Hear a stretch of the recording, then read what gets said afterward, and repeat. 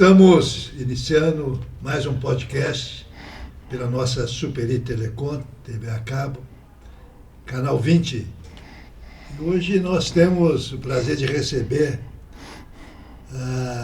um filho de Valadares, valadarense, nato, que é Alberto Cantilho Ferreira.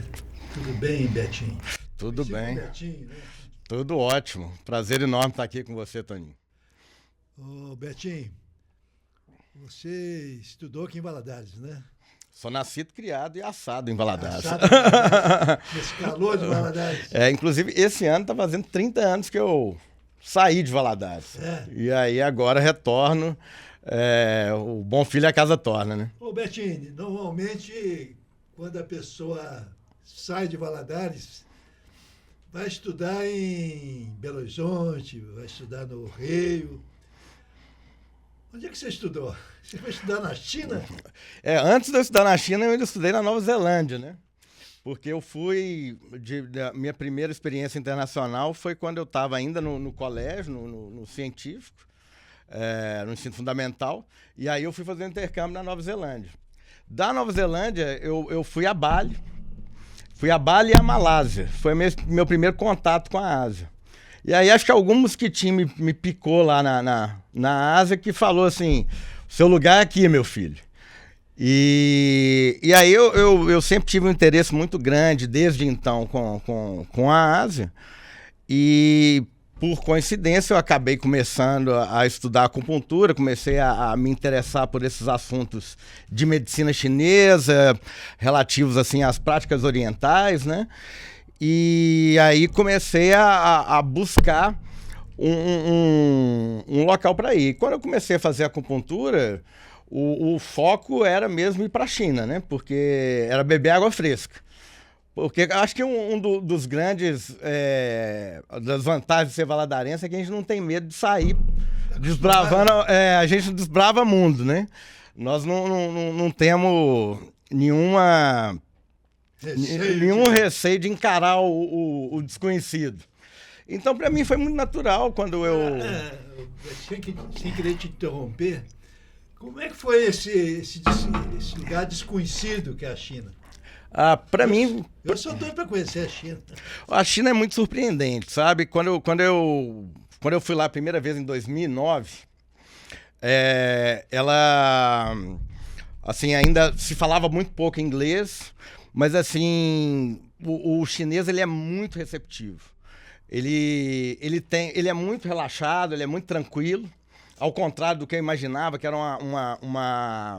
imaginava uma cultura mais rígida, até pela questão do que a gente escuta falar do comunismo, né? Achava que eles fossem sérios, mas não, eles são super bem-humorados, são super espirituosos e bem relaxados, assim, e dentro do ambiente de academia, né? De estudo, que eu fui para fazer, inicialmente, a primeira vez que eu fui fazer um estágio no hospital no interior da China. Eles me receberam muito bem, com muito carinho, com muita atenção. E o chinês, ele tem, acho que uma coisa, eu acho que é meio oriental isso, de passar o conhecimento com muita leveza, sabe? Você não tem medo de passar? Não tem medo nenhum de passar o conhecimento e eles encorajam muito a curiosidade. Então, como eu cheguei lá, eu tinha várias perguntas e a gente então ficava assim... E como é que você fazia com a língua? A primeira vez que eu cheguei lá, eu comecei a estudar mandarim em 2008, já pensando numa ida para a China, mas ainda era bem no início ainda do meu aprendizado de mandarim. Então eu falo bem inglês, né? E aí eu tinha uma tradutora no hospital que me acompanhava o dia inteiro.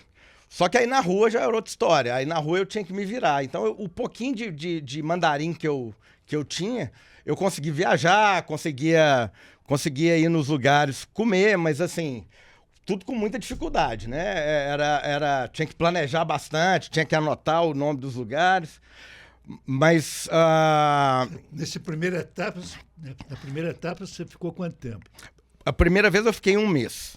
E aí depois eu voltei para lá, para a China, já com a ideia de ficar mais tempo. E aí eu fui para fui estudar na clínica de um professor famoso lá de Pequim, que é o Dr. Wang Jui. Na área de acupuntura. Na área de acupuntura. Na área de medicina chinesa em geral, mas principalmente em acupuntura. E aí chegou lá no Dr. Wang Jui, ele tinha vários alunos do mundo inteiro. Então, na hora que eu cheguei lá e vi um alemão falando chinês fluente, vi um inglês falando chinês fluente, vi um americano falando chinês fluente. Eu falei, se eles podem, a gente também pode. E aí comecei a estudar mandarim quase que em período integral. Eu estudava mandarim pela manhã, ia para o hospital à tarde e depois estudava mais mandarim à noite. E nesse período com esse doutor, né, de acupuntura, você ficou quanto tempo? Eu fiquei com ele 3 meses. Uhum. Depois eu passei uma temporada na Índia, onde eu trabalhei em favelas em Mumbai, com um trabalho voluntário em acupuntura também. Sabe aquela favela daquele filme Quem Quer Ser um Milionário? Aquelas favelas enormes de Mumbai. Uhum. E depois eu retornei para a China já com o objetivo de aprofundar melhor no mandarim, para poder aprofundar melhor dentro da acupuntura e dentro do universo da medicina chinesa. E nesse período você ficou quanto tempo? Na Índia eu fiquei... Na Índia não, depois eu fiquei 3 meses. Aí eu fiquei mais 4 anos. 4 anos? 5 anos. 5 anos. 5 anos direto. Aí eu consegui um mestrado. Porque eu fui para ficar 1 ano. E aí depois eu queria aprender mandarim, então adicionei mais 1 ano na conta. E aí no meio desse 2º ano eu consegui passar para o mestrado de medicina chinesa. Então acabaram, o que era para ser 1 ano, virou 2 anos e acabaram virando 5 anos. Caramba, você arrumou a namorada chinesa, não? Tentaram, mas eu não firmei raiz lá, não. Eu preferia firmar raiz pro lado de cá. Porque a gente tem os costumes ocidentais, né? A gente conhece muito os Estados Unidos, a Europa. Eu nem imagino como deve ser, né, essa região da China, da Tailândia, do Bali. Como eu tive um acesso ao oriental muito cedo, tanto na Nova Zelândia, quando eu viajei, porque eu tinha muito contato com colegas chineses e japoneses, e também nas minhas viagens para a Ásia, eu já sabia um pouquinho de como que era.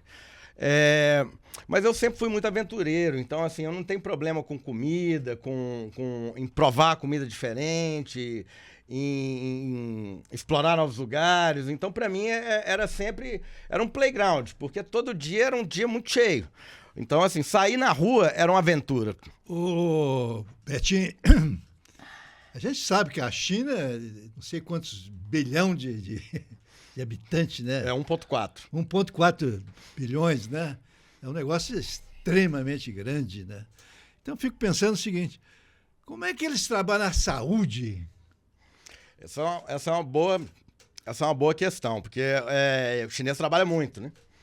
E agora o chinês ele trabalha muito com práticas corporais, principalmente. Eu falo o seguinte, porque aqui nós temos 200 milhões de pessoas e o maior problema aqui é a saúde pública, né? Os hospitais não são, relativamente, não são bons, né? Mas eu fico imaginando um lugar com 1 bilhão e 400 milhões de pessoas. Como é que o governo atende isso? Tem SUS, tem plano de saúde? Lá funciona meio parecido com o do INAPS, o antigo INAPS, onde o funcionário, o trabalhador que paga era um sindicato. Como se fosse um antigo, é como se fosse um plano de saúde, mas do governo, ligado ao governo. E lá você tem os hospitais e as clínicas, e você tem os hospitais também de medicina chinesa.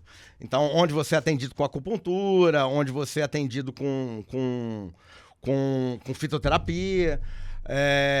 Então, é bem diverso, é bem amplo. E os hospitais são bem grandes também para atender essa população toda, né? E são bons os hospitais? os hospitais são muito novos e os chineses, cada vez mais, eles têm aprimorado, sabe? O que eu vi, o que mudou muito de quando eu cheguei lá para morar em 2011, quando eu saí em 2016, eles tinham inaugurado um hospital extremamente novo, capaz de receber 1.000 pacientes ambulatoriais de acupuntura por dia, com não sei quantos andares, e assim, impecável. E tinha acabado, e o antigo estava sendo demolido. Então agora eles estão trocando tudo que é antigo pelo novo e fazendo isso com muita competência, com um ritmo muito acelerado, né? É famosa a medicina tradicional chinesa, né? Muito famosa, muito conhecida. Agora, lá na China, eles continuam usando a medicina chinesa? Continuam Ou usando. tem como é que... Não sei se é a medicina tradicional. A medicina ocidental, né? A medicina ocidental, a medicina alopática, né? Bom, é claro que lá se usa a medicina alopática. Não é se usa bastante e é bastante disseminado. Também é utilizado bastante o tratamento com fitoterapia e acupuntura, que é o carro-chefe da medicina chinesa. E massagem também. Então, é muito comum também tratamentos com massagem, que seria um pouco mais ligado ao que é um pouco a fisioterapia aqui no Brasil. Esses hospitais eles são muito cheios, a acupuntura ela é bastante utilizada, porque lá o chinês ele sabe para que funciona. Então, se o sujeito tem, por exemplo, uma dor lombar, é mais comum ele acabar indo para o serviço de acupuntura do que ir para algum serviço para tomar uma medicação, por exemplo. Porque ele sabe que aquilo ali vai resolver. Eles têm a cultura Tem a cultura. Uma coisa que acontece muito, que a gente vê muito nos hospitais chineses, é paralisia facial. Paralisia facial periférica, que é muito comum. Só que lá, como eles já sabem que a acupuntura tem uma eficácia muito grande, logo no primeiro, segundo dia, eles já vão direto para a acupuntura. Então, o que acontece bem é que, como a população é mais informada sobre os benefícios da acupuntura, eles acabam buscando o que mais funciona. E claro que também você entra também no campo da fitoterapia, e aí você já parte para o campo da medicina interna, onde você trabalha com ginecologia, você trabalha com dermatologia, com várias outras questões. Você falou aí fitoterapia, né? Fitoterapia é um medicamento ligado a ervas, na verdade. Mas tem farmácia, como tem aqui as farmácias? As farmácias são diferentes, é uma boa pergunta essa. Porque a farmácia, como são ervas, as farmácias você tem a farmácia tradicional, né? Uma farmácia de medicina ocidental, e você tem as farmácias de medicina chinesa, onde eles têm um armário, com um monte de gavetinha, e cada gavetinha vai ter uma erva diferente. E aí, de acordo com a receita que passou o médico, ele vai lá e pega quantas gramas de cada... E faz aquilo, ele faz um chá para você, uma decocção. E aí você leva para casa e toma. E é muito usado, então? Muito usado, muito usado. Além disso, eles têm a medicação que é patenteada, mas que é fitoterápica também. Mas tem esses laboratórios americanos? Na China tem de tudo. Tem os laboratórios americanos, mas tem grandes laboratórios chineses também. E eles trabalham muito com pesquisa. Hoje em dia, a China avançou muito no campo da pesquisa, e o que eles têm... O que é interessante é que você tem relatos, né? Você tem uma bibliografia sobre a medicina chinesa que ela vem de 2.000 anos. Então, você tem documentos, tratados de medicina, especificando bem o tipo de doença, como que é o tratamento. Teve uma médica chinesa que ganhou recentemente o Nobel da Medicina, porque ela fez uma pesquisa para malária, utilizando as bases da medicina chinesa. Utilizando o tratamento que seria para malária com a medicina chinesa. É porque é uma cultura, é uma civilização muito antiga, né? Milenar. E tem muita Mas aí é o seguinte, e a questão da dieta? O chinês tem uma comida muito variada, né? É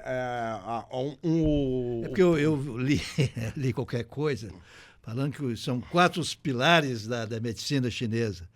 É a acupuntura, né? Nós vamos falar mais aí. A fitoterapia, a dietoterapia. Aham. Que essa eu nunca tinha ouvido falar. Não, é porque a dietoterapia, na verdade, é uma coisa muito cultural chinesa. O médico vai te falar assim, come mais pepino, come mais isso. Só que o próprio chinês já sabe. Então, por exemplo, ele já tem uma noção já disso. vem de família, né? Porque no norte chinês, onde está Pequim, faz muito frio. Então, quando começa a fazer frio, se come mais carneiro, por exemplo, porque esquenta mais o corpo. Então, evita-se... você come mais... eles têm uma tendência de comer mais legumes e frutas da estação, de ter algumas coisas específicas para fazer, para tomar, por exemplo, quando a mulher acaba de ganhar o filho, por exemplo, ela tem uma comida específica. Uma que é sopa especial. Uma sopa especial. Então, tudo isso vai ajudar a criar equilíbrio dentro do corpo. Porque, por exemplo... se a pessoa já é muito explosiva, já está muito nervosa e tal, e ela joga gosta de pimenta e come mais alimentos gordurosos e tal, ela vai criar um círculo vicioso dentro do corpo ali para aquilo piorar. Uhum. Então, você precisa de alguma coisa para equilibrar aquilo ali. Então, seria o contrário, você precisa esfriar aquele corpo.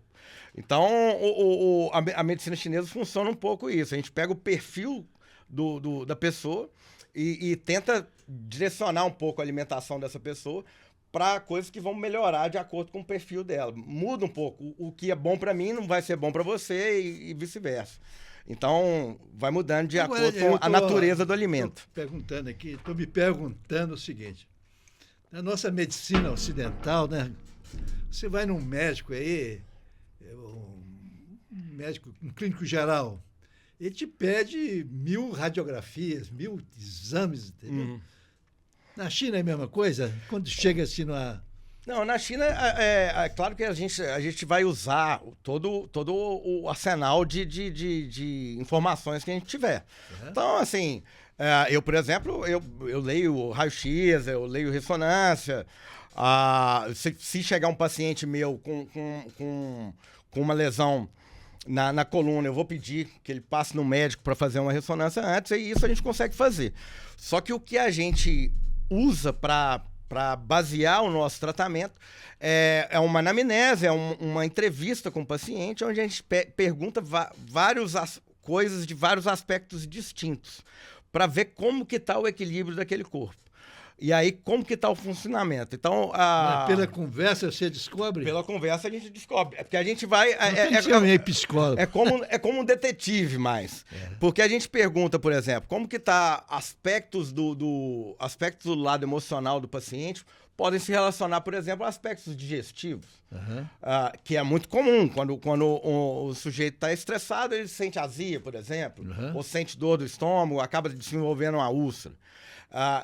Esses aspectos eles estão ligados. Então a gente pergunta como que está a urina, como que está as fezes, como que tá a vida em geral, além de olhar outros aspectos, né? Como que está a cor da pele, como que está o brilho nos olhos, tudo isso a gente leva em questão para poder definir um tratamento para o paciente. Então, na medicina chinesa, uma questão, por exemplo, que é muito importante é o brilho nos olhos. O brilho nos olhos. O que é o brilho nos olhos? É ter uma vida nos olhos. Então, a gente vê, por exemplo, quando você vê uma pessoa que ela tá sem brilho no olho, tá sem vida no olho, essa pessoa não tá bem. Uhum. Na medicina chinesa, significa que a mente dela não tá bem encaminhada, não está bem equilibrada. Então, assim, esses sinais e sintomas, eles vão dando para a gente uma orientação de como que a gente vai equilibrar aquele sistema novamente. É totalmente diferente, É né? totalmente diferente, é totalmente diferente. Mas a gente usa também das informações que a gente tira da medicina alopática e a gente vai trabalhar junto com a medicina alopática, também junto com a psicologia, junto com a psiquiatria, com as mais diferentes especialidades. Ô, Betinho, nós estamos aqui conversando com o Alberto Cantídio Ferreira, que morou muitos anos na China, é um especialista em saúde voltada à medicina chinesa, e estamos aqui falando sobre isso aí. Ô, Betinho, e estou vendo aqui que são 4 pilares aqui, você me corrige depois. É a acupuntura, a fitoterapia, Isso. a dietoterapia. E depois tem a questão aqui de ventoterapia. Da ventosa. Ventosa. A ventosa. A ventosa é um recurso que a gente tem, que através de um copo a gente cria um vácuo ali dentro e ele suga a pele. Ficou muito famosa a ventosa, ficaram muito famosas as ventosas naquela Olimpíada do Michael Phelps, o nadador. Que ele gosta bastante de fazer, e ele tinha marcas, porque deixa uma marca. Deixa um chupão, né? Deixa um chupão ali, né? Porque na verdade é o que faz um chupão ali mesmo. E aquilo ali, o que ele faz, ele cria uma. Vai puxar a pele e vai criar uma irrigação local ali. E vai criar um relaxamento muscular diante daquilo. Isso funciona, né? Funciona, a gente usa bastante também. Outra coisa aqui, sendo um pouco didático, né, repetitivo, é acupuntura, fitoterapia, dietoterapia, ventoterapia e a questão corporal de massagem. Eles usam também, a massagem também está incluída, que é o Tuiná, que eles chamam... Tai Chi. E o Tai Chi. O Tai Chi também é um dos pilares da medicina chinesa, né? Que é, na verdade, movimentos, né? Que é exercício físico. Basicamente, exercício físico. Vocês estão divulgando muito aqui no Brasil o Tai Chi. É uma prática excelente, excelente. Lá na China é muito comum, em parques, você vê pela manhã... bom, quem tem mais tempo, né? Então você vê uma maior quantidade de idosos, mas assim, muitos idosos fazendo Tai Chi. E o idoso chinês realmente ele tem uma disposição diferente. Você falou em idoso. Como é que eles. Que tipo de tratamento, que tipo de acolhimento, que tipo de política pública que tem para os idosos lá? Os idosos lá, eles são muito respeitados, né? A cultura oriental... A cabeça branca lá a cultura oriental, ela respeita bastante os idosos. Então, assim, eles têm... o chinês, ele tem uma cultura de rua. Porque as casas, antigamente, eram muito pequenas, ou eles moravam em pequenos cortiços, né? Lugares pequenos. Então, o chinês... Quando você mora em um lugar pequeno, o que você faz? Vai pra rua. Então, é muito comum você ver... 6 horas da tarde, o chinês almoça cedo. 6 horas da tarde é o horário de almoço. Depois do almoço, que é geralmente 6h30, 7 horas, as ruas estão lotadas. Do jantar, né? A hora do jantar. As ruas estão lotadas, com eles fazendo atividade física, brincando com o neto, jogando conversa fora, dançando... Eles são alegres, então? São muitas. As mulheres fazem uma fila lá e fazem uma dança com a coreografia. Eu mesmo já tentei dançar e não consegui acompanhar elas, não. Então, assim, o idoso lá, ele tem uma vida bastante tranquila, sabe? E são longevos, né? São bastante longevos. Agora, se você imagina, Toninho, o que um idoso chinesa, uma pessoa chinesa de 80 anos de idade. Da minha idade. O que essa pessoa já viu de transformação? Né? Ela viu...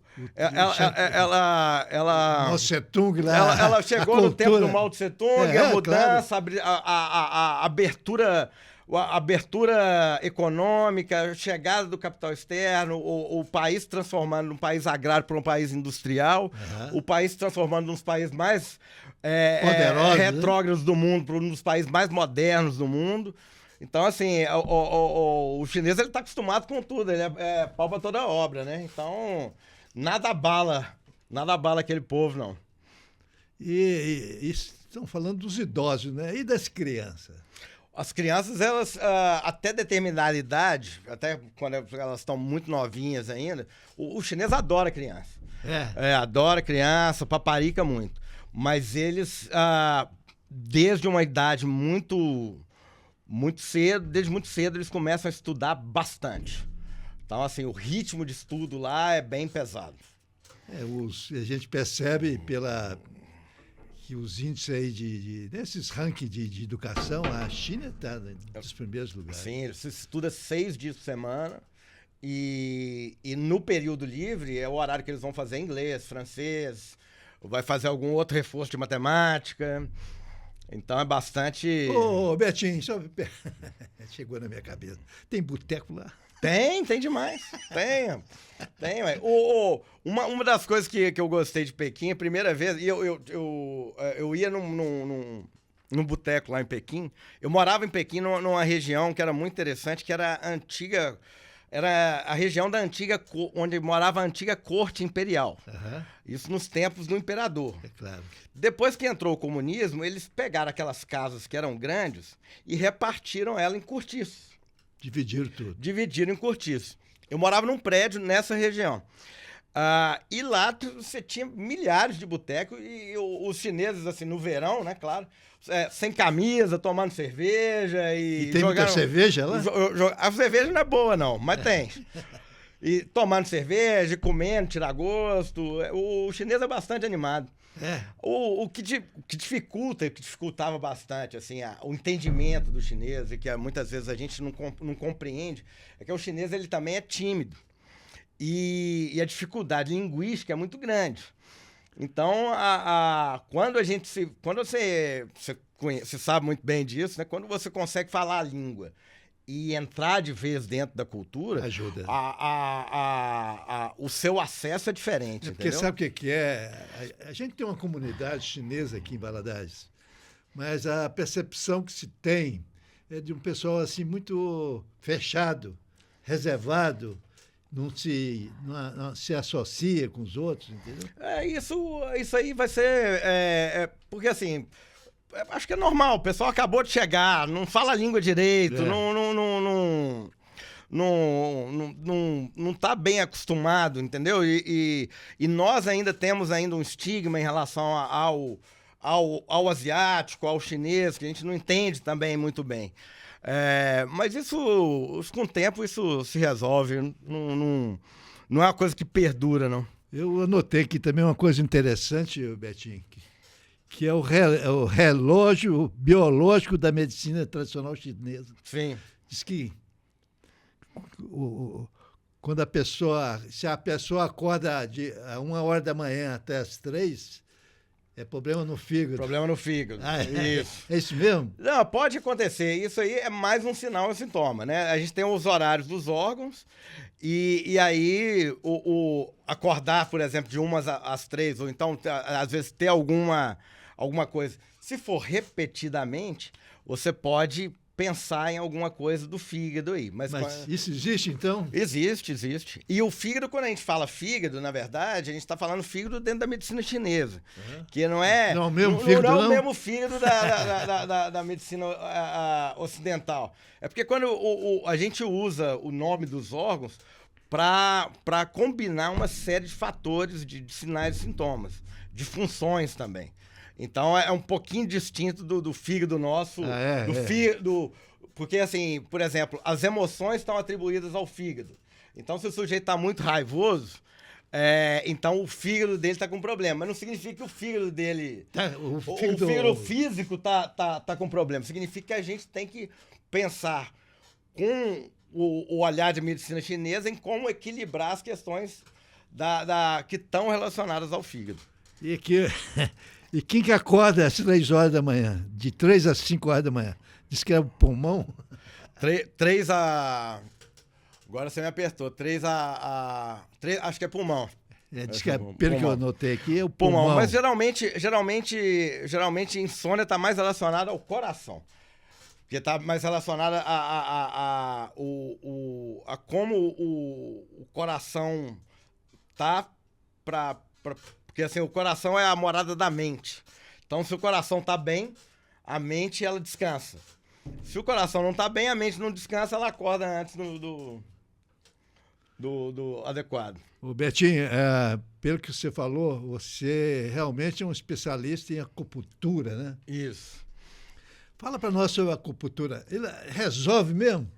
Olha, bom, eu sou acupunturista desde 2007, né? Vou completar aí 20 anos de carreira. E a acupuntura tem uma série de tratamentos que ela demonstra bastante eficácia. Não é uma panaceia, não funciona para tudo, mas a gente tem resultados muito interessantes para dor, para lesões musculoesqueléticas em geral. Eu tenho um problema de bursite, tendinite. Isso aí a gente resolve também. Problema o bursite do manguito rotador. Todo manguito roteador. A gente dá um jeito aí. Bom, com isso a acupuntura trabalha muito bem, porque são questões musculares, questões de tendão, questões musculoesqueléticas, a acupuntura vai trabalhar muito bem. Eu tenho um trabalho voltado também para questões neurológicas, onde eu trato bastante sequelas neurológicas, então sequelas de AVC, sequelas de lesão medular, sequela de traumatismo craniano e também com doenças neurológicas como Parkinson, a gente tem um trabalho com relação a isso. O hospital a faculdade onde a universidade que eu me formei lá na China, ela é o centro de referência para doenças neurológicas na China com acupuntura. Então, a gente Quais são as principais? Principal é AVC. AVC. O acidente vascular encefálico, né? O acidente vascular cerebral, popular derrame. A causa número 1, aqui no Brasil também é a causa número 1 de comorbidade no mundo, que é de deixar o paciente com alguma dificuldade, com algum tipo de deficiência. E lá na China, esse paciente ele sempre passa pela acupuntura também. Você falou também aí na doença de Parkinson. Doença de Parkinson.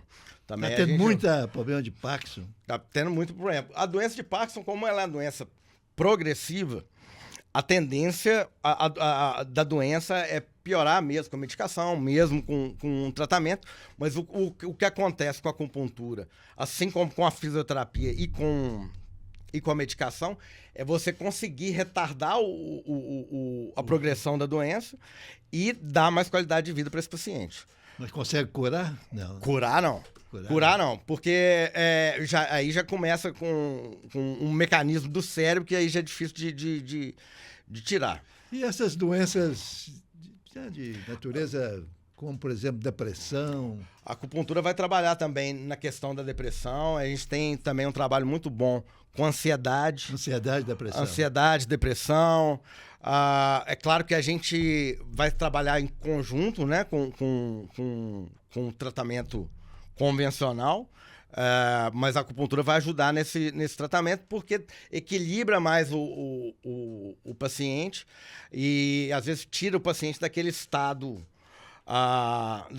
anímico que ele está, porque você começa o estímulo da acupuntura, ele vai liberar endorfina e dopamina no cérebro, que vão dar sensação de prazer para o corpo. Betinho, até onde o acupunturista vai em relação ao médico comum?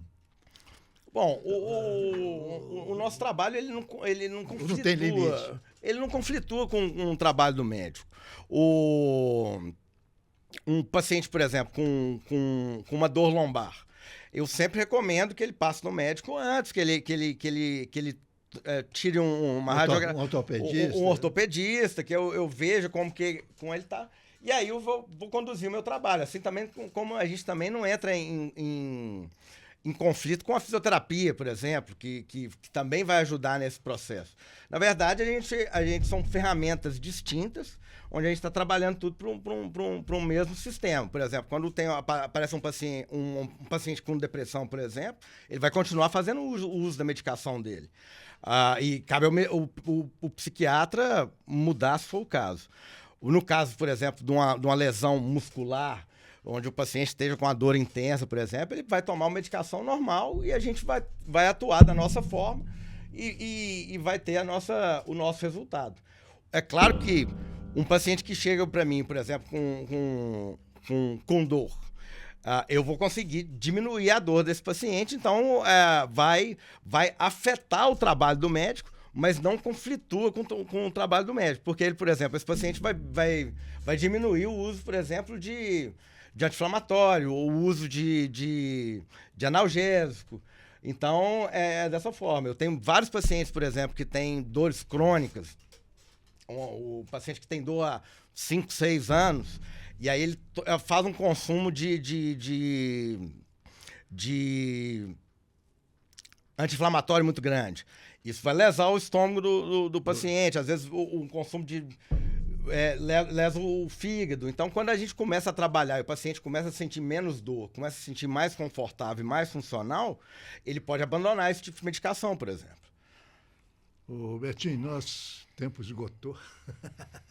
A gente gostaria de conversar muito sobre a China, que é para nós um grande segredo, né? Um grande mistério, porque a China, percebe-se hoje, é o que você falou aí, uma modernidade, uma coisa muito grandiosa, mas a gente vai para os Estados Unidos, para a Europa, mas a próxima viagem eu quero ir para a China conhecer. Vamos combinar. Você sabe o que é? Eu sou muito ligado às coisas públicas, entendeu? Uhum. Eu fui vice-prefeito, fui secretário de Educação, então eu fico assim muito curioso em saber como é que o governo, né, chinês resolve esses problemas de ordem social, como, né, a saúde, a educação, porque é 6 vezes maior que o Brasil em termos de população. Pois é, existe uma demanda muito grande de gerar resultado. Isso, o chinês, ele é muito rígido e de se cumprir prazo, que é uma coisa que a gente tem dificuldade aqui no Brasil, né? A questão, apesar de ser um país que vive dentro de um regime fechado, dentro do regime... Mas a pessoa sente, assim, falta de liberdade? Não. Você não vai sentir... Você vai se sentir tão livre. Na verdade, você vai se sentir mais confortável do que aqui no Brasil, porque você não vai ter problema com crime. Porque a China é 100% segura. Então, você pode andar lá com joia, com o que for, que ninguém vai te incomodar. E em relação a isso, é muito tranquilo. As pessoas conversam, as pessoas se... Mas você sente que tem liberdade de imprensa, de opinião? De imprensa já é mais complicado. Fechado, Já é mais complicado. Sai bem uma opinião bem blasé sobre o que é que o partido quer comunicar. Mas se você for fazer um paralelo aqui com o nosso... com a nossa realidade aqui, né? Grandes grupos de mídia, são poucos grupos de mídia que controlam a mídia, a grande mídia. Uhum. E eles também controlam também as narrativas, né? Mudam narrativas, controlam narrativas. Eu só quero saber você... antes de terminar... Entendeu? Esse papo é longo. É longo. E as mulheres são bonitas? São, tem bastante... O chinês, ele é muito variado, porque o país é um país continental. E você vai desde o sul desde o sudoeste asiático ali, na região da Tailândia, então você pega o pessoal do sul chinês. A Tailândia, eu tive colegas tailandeses muito bonitas. A chinesa do sul, então o chinês do sul ele é mais parecido com o asiático do sudeste asiático. Aí você vai chegando mais no norte, é mais parecido com o povo mongol, eles são mais fortes, são maiores, né? E o chinês é uma miscigenação disso tudo aí. Então, é um povo bonito, sim. Betinho, muito obrigado. Eu que agradeço. Que você tenha sucesso aí, voltando para Valadares. Você vai atender aonde? Eu estou atendendo aqui na clínica Unilife, na rua Dom Pedro II. É a clínica do meu amigo Luiz Paulo, famoso meio quilo. É isso, Betinho. Obrigado, Toninho. Muito obrigado aí pela sua presença. Que você tenha muito sucesso aí com o seu trabalho de medicina chinesa. E sucesso. Eu que agradeço a oportunidade. Quando quiser, estamos aí. E eu quero agradecer também aos nossos assinantes pela atenção. E até o próximo podcast. Muito obrigado.